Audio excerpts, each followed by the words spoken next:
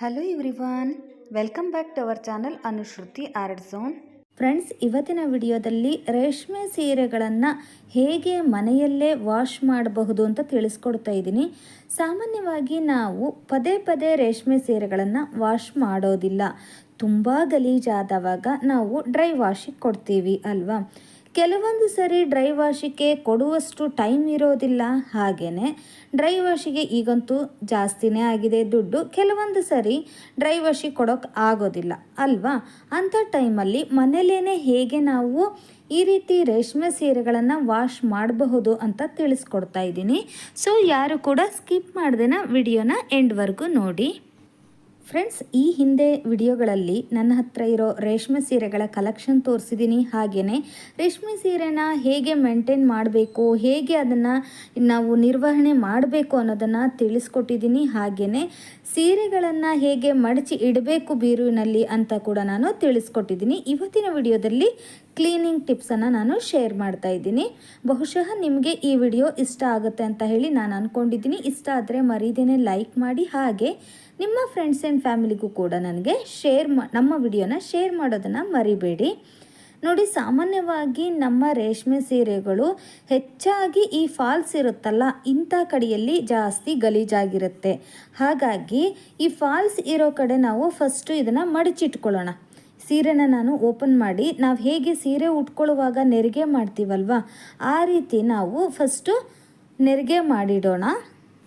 ನೋಡಿ, ಸಿಂಪಲ್ ಅಂದರೆ ಸಿಂಪಲ್ ಆಗಿರುವಂತಹ ಐಡಿಯಾ, ಬಟ್ ತುಂಬಾ ವರ್ಕ್ ಆಗುತ್ತೆ. ನಾನಂತೂ ಸಾಮಾನ್ಯವಾಗಿ ಈ ರೀತಿಯೇ ವಾಶ್ ಮಾಡೋದು. ಸೊ ನಿಮಗೂ ಕೂಡ ಈ ಟಿಪ್ಸು ಹೆಲ್ಪ್ ಆಗುತ್ತೆ ಅಂತ ಹೇಳಿ ನಾನು ಶೇರ್ ಮಾಡ್ತಾ ಇದ್ದೀನಿ.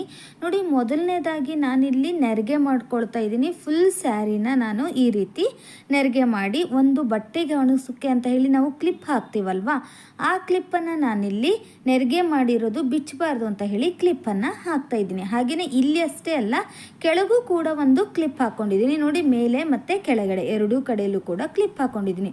ಹಾಗೆಯೇ ಫಾಲ್ಸ್ ಇರೋ ಕಡೆ ಸ್ವಲ್ಪ ಮೇಲ್ಗಡೆ ನೀವು ಕ್ಲಿಪ್ ಹಾಕಿ, ಫಾಲ್ಸ್ ಇರೋದನ್ನು ಕೆಳಗಡೆ ಸ್ವಲ್ಪ ಅದನ್ನು ಒಂದು ಮೊಳದಷ್ಟು ನೀವು ಬಿಟ್ಬಿಡಬೇಕು ಸೀರೆನ. ನಂತರ ಒಂದು ಬಕೆಟಲ್ಲಿ ನಾನು ನೀರನ್ನ ತೊಗೊಂಡಿದ್ದೀನಿ. ಇದಕ್ಕೆ ಕೂಡ ಏನೂ ಮಿಕ್ಸ್ ಮಾಡಿಲ್ಲ, ಜಸ್ಟ್ ನೀರನ್ನು ತೊಗೊಂಡಿದ್ದೀನಿ. ಈಗ ನಾನು ಶಾಂಪೂನ ನಾನಿಲ್ಲಿ ಹಾಕ್ಕೊಳ್ತಾ ಇದ್ದೀನಿ. ಅದು ಕೂಡ ಒಂದು ಪ್ಯಾಕೆಟಲ್ಲಿ ಅರ್ಧ ಪ್ಯಾಕೆಟ್ ಶಾಂಪೂನ ನಾನಿಲ್ಲಿ ಯೂಸ್ ಮಾಡ್ತಾ ಇದ್ದೀನಿ. ಇದೇ ಶಾಂಪು ಯೂಸ್ ಮಾಡಬೇಕು ಅಂತ ಏನಿಲ್ಲ, ಮೈಲ್ಡ್ ಆಗಿರುವಂತಹ ಶಾಂಪು ಯಾವುದಾದ್ರೂ ನಡೆಯುತ್ತೆ. ನಾನಿಲ್ಲಿ ಅರ್ಧ ಪ್ಯಾಕೆಟ್ನಷ್ಟು ಒಂದು ಸೀರೆಗೆ ಹಾಕ್ಕೊಳ್ತಾ ಇದ್ದೀನಿ. ನೋಡಿ, ಈ ಥರ ಶಾಂಪೂನ ಹಾಕ್ಕೊಂಡ್ಬಿಟ್ಟು ನೀಟಾಗಿ ಈ ಥರ ನೋಡಿ ಹೀಗೆ ಅದನ್ನು ನೊರೆಯಾಗಿ ಬರುವಂತೆ ಹೀಗೆ ಮಾಡಿ, ನಂತರ ನೀವೇನು ಸೀರೆನ ಮಡಚಿಟ್ಕೊಂಡಿದ್ರಲ್ಲ, ಆ ಸೀರೆನ ಕೆಳಗಡೆ ಭಾಗ ಅಂದರೆ ಬಾರ್ಡರ್ ಏನಿತ್ತಲ್ಲ, ಆ ಫಾಲ್ಸ್ ಏನಿತ್ತಲ್ಲ ಅದು ಕೆಳಗಡೆ ಬರೋ ಹಾಗೆ, ಅಂದರೆ ಫಸ್ಟು ಫಾಲ್ಸ್ ಇರೋ ಕಡೆ ನಾವು ಈ ರೀತಿ ನೆನೆಸ್ಕೊಳ್ಳೋಣ. ಯಾಕೆ ಅಂದರೆ ಕೆಲವೊಂದು ಸರಿ ಫಾಲ್ಸು ಕಲರ್ ಬಿಡುವ ಸಾಧ್ಯತೆ ಇರುತ್ತೆ.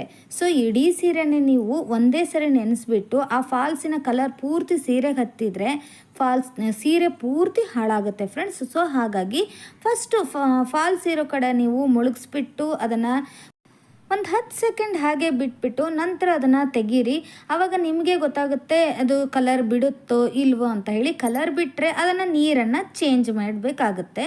ನೋಡಿ, ಫಸ್ಟ್ ನಾನು ಫಾಲ್ಸನ್ನು ನೆನೆಸ್ಬಿಟ್ಟು ಈ ರೀತಿ ನೋಡಿ ಹೀಗೆ ಉಜ್ಕೊಳ್ತಾ ಇದ್ದೀನಿ. ಅದನ್ನು ಕೂಡ ಲೈಟಾಗಿ ಉಜ್ಕೊಳ್ಳಿ, ಅದನ್ನು ಫೋರ್ಸಿಂದ ನೀವು ಮಾಡಬೇಡಿ. ನಂತರ ನೋಡಿ, ಹೀಗೆ ಮಾಡಿರೋದ್ರಿಂದ ನಮ್ಮ ಫಾಲ್ಸ್ ಕೂಡ ಇವಾಗ ನೀಟಾಗಿ ಕ್ಲೀನ್ ಆಯಿತು. ನೋಡಿ, ಈ ರೀತಿ ನಾವು ಉಜ್ಕೊಂಡ ನಂತರ ಪೂರ್ತಿ ಸೀರೆನ ನೀವು ಇದ್ರ ಒಳಗಡೆ ಹಾಕಿ, ನೋಡಿ ಈ ಸೈಡ್ ಭಾಗ ಇತ್ತಲ್ಲ, ಅದರಿಂದ ನಾನು ಈ ಕಡೆ ಭಾಗವನ್ನು ಪೂರ್ತಿ ನೆನೆಸಿಡ್ತಾ ಇದ್ದೀನಿ. ಫುಲ್ ಸೀರೆನ ನೀವು ಹೇಗೆ ನೆರಿಗೆ ಮಾಡಿದ್ರಲ್ಲ ಅದೇ ರೀತಿಯೇ ಹಿಡ್ಕೊಂಡ್ಬಿಟ್ಟು ಅದನ್ನು ನೆನೆಸ್ಬೇಕಾಗುತ್ತೆ. ನಾವು ಆಲ್ರೆಡಿ ಫಾಲ್ಸ್ ಇರೋ ಕಡೆ ಇದನ್ನು ತೊಳೆದಾಗಿದೆ. ಈಗ ನೋಡಿ ಈ ರೀತಿ ನಾವು ನೆನೆಸಿಟ್ಟಿದ್ದೀವಿ ಈ ಸೈಡ್ ಭಾಗವನ್ನು.